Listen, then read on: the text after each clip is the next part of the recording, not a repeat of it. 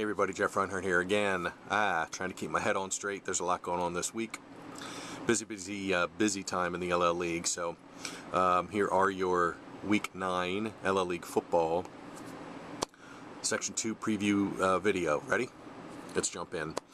First up, let's go to the first place team in Section 2. E-Town will be at LS. Bears are 0-5, struggling still a smidge here. Gave Manheim Central a whale of a game last week, 21-14. Bears didn't do much offensively. I think they only had 150 yards and 6 first downs, but they turned Manheim Central over 4 times. Vera and Brault returned fumbles for touchdowns, so they made Central's life miserable, basically, and made the Barons really earn it. So E-Town was in a game. It's kind of been a while because they've really taken some lumps here this season. So see if they can keep that mojo going over to LS. Pioneers are 5-0. Came back last week and really spanked Solanco 35-0 after the crazy Garden Spot game the week before. So figured LS would play with a chip there in that game, and the Pioneers did, and really shut down Solanco's ground attack, which is their bread and butter. And LS goes to 5-0. They can clinch a tie here for the section title with a win. And yes, I'm going to blog this game. Not a ton of awesome, huge showdown first place games here in Week 9, so threw it out there for a vote. Thank you very much for all the emails and the comments. I got a ton of them. But I'm going to go E-Town LS for the blog this week. I really want to see Kirby Brault from Elizabethtown. He's kind of the one kid here in the back of my mind that I just haven't seen this season, and he's having an unbelievable season for Elizabethtown, just catching passes and making plays and scoring touchdowns. So I want to see Kirby Brault, so I'm going to go to LS, check out the first place Pioneers, and then I'm going to catch up with Mr. Brault afterwards and do a little something. So keep an eye on that either Friday night or over the weekend. Pretty please. E-Town at LS. Live blog. Come find me 6:30 or so on Friday. Next up, CV. Interesting game here. CV. Bucks are 2-3, 4-4, right in the Quad A playoff race.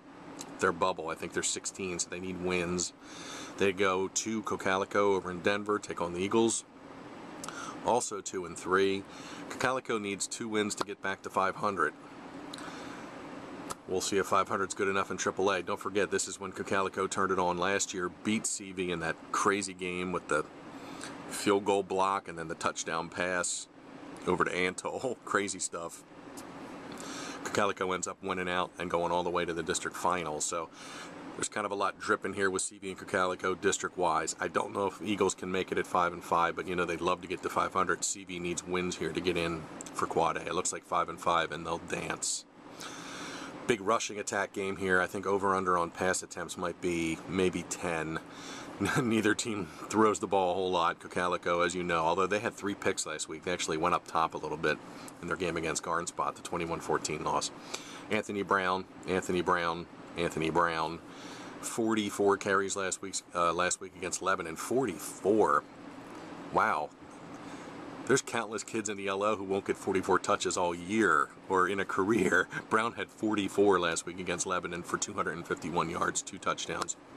CV shuts out the Cedars. Brown leads the league now in rushing, 1,272 yards, and he has 192 carries. Workhorse. Wow. Keep an eye on that. Great rushing attack game. Should be a grinded out trench kind of game in this one. CV at Cocalico with some implications for postseason for sure. Okay, next up, good game here. Might be the best game in Section 2 of the week, actually. Garden Spot 4-1 goes to Solanco. Mules are 3-2. Hit the skids here a tad with the shutout loss to LS, but they're still number 2 in the league in rushing, over 2,000 yards. They have Joe Welk, who's one of 4 1,000-yard rushers this season. And they get a Garden Spot team which wants to keep winning here, and they want to win out and go 8-2. Still hoping that somebody can pick off LS here in the last 2 weeks. Garden Spot's 4-1 in the section, and they play Manheim Central in Week 10 over at Manheim. And off the top of my head, I don't think Garden Spot has ever beat Manheim Central in football. I'll try to confirm that next week for Week 10, but I don't think Spot has ever beaten Manheim, so we'll see how that goes next week. But for this week, I hate to call it a trap game, but you know, this is a tough one. Not an easy trip, never easy to play in Corryville, always a long bus ride. And Gardenspot needs a win here, and keeping its fingers crossed that somebody gets LS. LS gets CV in Week 10, and CV beat LS last year, don't forget. So there's still stuff on the table here in Section 2.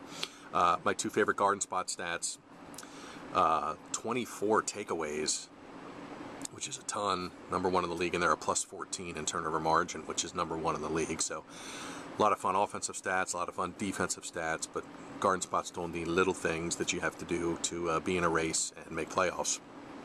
And they're having a fabulous year. Gardenspot at Solanco. Like that game a lot. Circle that.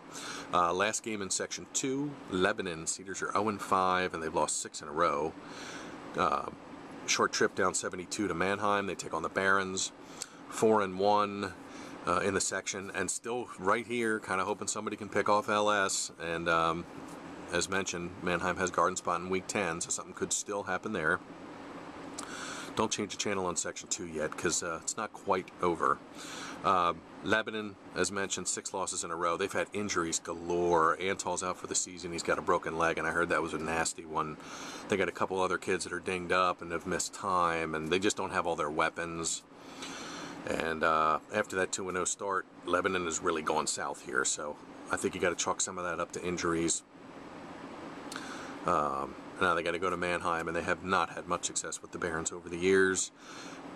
Sneaky stat of the week. I didn't know this until I was typing numbers in, but Mannheim Central defense, 4th in the league, giving up 249 yards a game, I want to say. 4th best defense in the league, so it looks like the Barons, who had question marks all over the place coming into this season, not only are they 6-2 and right in the district race, 4-1 and right in the section race, but they have hung their hats on D. The offensive numbers have been Caleb Walton's been fabulous, making plays in the backfield, passed for 200 and rushed for 100 last week against D-Town. But Central's played some stingy D here. They'll go up against the air raid on Friday. We'll see if they can tame that passing attack with Troutman and Piles and the injured Cedars. Lebanon at Central. Okay, Section 2. E-Town at LS, live blog, 6:30 Friday. Check me. CV at Cocalico. A lot of rushing attempts in that one. If you like trench play, go to Denver.